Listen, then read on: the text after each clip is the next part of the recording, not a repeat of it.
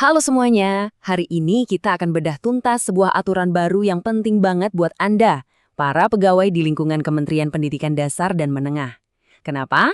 Karena ada peraturan baru yang bakal mengubah total cara tunjangan kinerja atau TUKIN, dihitung, dan ini akan berlaku penuh mulai awal tahun 2026. Yuk kita lihat bareng-bareng.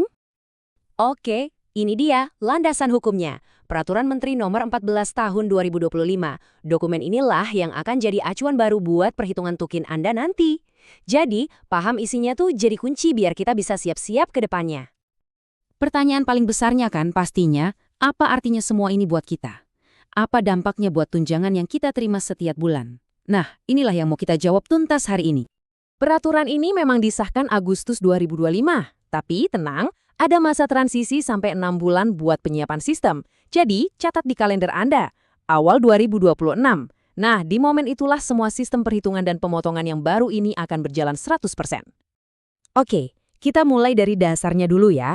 Sebelum kita ngomongin soal potongan-potongan, kita harus paham dulu nih, apa sih pondasi dari perhitungan tunjangan ini? Jadi, sesuai aturan, titik awal dari semua perhitungan tukin Anda itu adalah kelas jabatan. Simpelnya, makin tinggi kelas jabatan Anda, yang makin besar juga nilai dasar tunjangan yang jadi hak Anda. Dari sinilah semua kalkulasi dimulai. Selain tahu siapa yang berhak, penting juga buat kita tahu siapa saja yang nggak dapat tunjangan ini. Aturan ini detail banget merinci kelompok pegawai mana saja yang dikecualikan. Contohnya, yang lagi cuti di luar tanggungan negara, atau yang sudah masuk masa persiapan pensiun, biar semuanya jelas. Nah, sekarang kita masuk ke perubahan paling fundamental yang pertama. Mulai sekarang, penilaian kinerja Anda itu bukan lagi cuma sekedar formalitas administrasi. Aturan baru ini mengikatnya langsung secara angka ke nominal tunjangan yang Anda bawa pulang. Jadi begini sistemnya, kinerja Anda akan dievaluasi setiap 3 bulan. Hasil evaluasi di 1 triwulan itu bakal menentukan ada atau tidaknya potongan di tunjangan Anda untuk 3 bulan berikutnya. Jadi ini siklus yang terus berputar dan harus kita perhatikan terus. Ini nih yang paling terasa dampaknya. Kalau predikat Anda baik atau sangat baik, aman, tunjangan Anda utuh. Tapi begitu predikatnya turun jadi butuh perbaikan, siap-siap ada potongan 20%. Dan ingat, potongan ini berlaku selama 1 triwulan penuh loh. Dan puncaknya, kalau sampai predikat kinerja Anda dinilai sangat kurang, potongannya itu bisa sampai 60% loh. Ini adalah pemotongan maksimum dari sisi kinerja. Dan ini akan berlangsung selama 3 bulan penuh. Wah, ini dampak finansialnya signifikan sekali. Oke, dari kinerja, kita geser ke faktor besar kedua yang gak kalah penting. Disiplin kehadiran harian.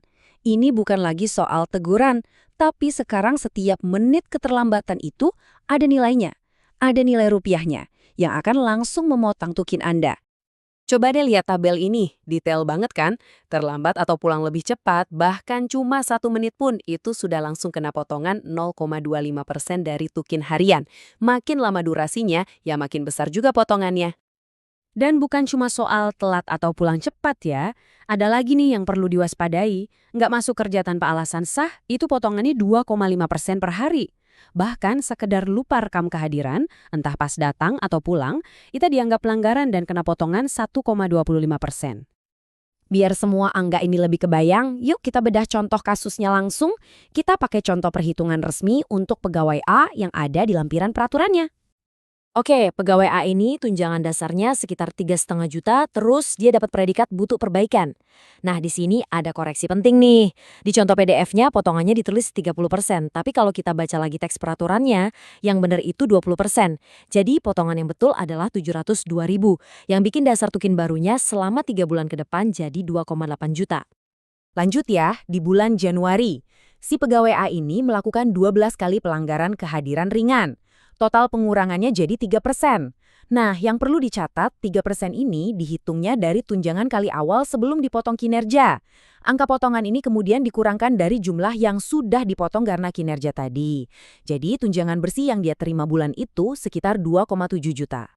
Terus, gimana dong kalau kita nggak masuk kerja karena ada alasan yang sah, misalnya pas kita ambil cuti? Tenang, peraturan ini juga sudah mengatur skenario-skenario itu. Nah, ini kabar baiknya teman-teman. Untuk sebagian besar jenis cuti yang umum, kayak cuti tahunan, cuti melahirkan, atau periode awal cuti sakit, tunjangan Anda tetap dibayarkan 100% penuh. Jadi nggak perlu khawatir pas mau ambil hak cuti Anda. Tapi, ada tapinya nih, dan ini perlu diperhatikan baik-baik. Khusus untuk cuti sakit jangka panjang, aturannya beda antara PNS dan PPPK. Buat PNS, tunjangan mulai berkurang bertahap setelah 1 bulan. Sedangkan untuk PPPK, pengurangannya terjadi jauh lebih cepat, yaitu setelah 7 hari saja. Jadi, kesimpulannya apa dari semua ini? Gampangnya gini, mulai awal 2026 nanti, tunjangan bulanan Anda itu akan ditopang oleh 2 pilar utama, hasil evaluasi kinerja triwulan Anda, dan catatan disiplin kehadiran harian Anda. Keduanya sama-sama penting. Tujuan kami hari ini cuma satu, memberikan gambaran yang sejelas-jelasnya. Sekarang bolanya ada di tangan Anda. Dengan sistem baru yang menghubungkan langsung antara kinerja, disiplin, dan pendapatan, pertanyaannya adalah langkah apa yang akan Anda ambil untuk memastikan kinerja dan disiplin Anda selalu optimal.